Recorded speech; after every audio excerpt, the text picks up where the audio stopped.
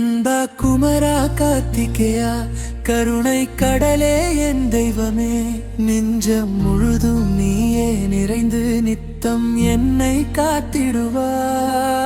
மலர்கள் கொண்டு வந்திடுவேன், மனதை உனக்கு தந்திடுவேன். வேலவா உன் பாதம் சேர வேண்டுதல் எல்லாம் கூறிடுவேன்.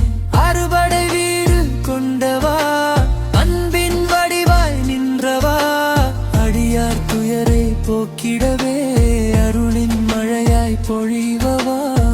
திருப்பரங்குன்றம் புகழ் உன்னதே, திருச்செந்தூர் பெருமை உன்னதே.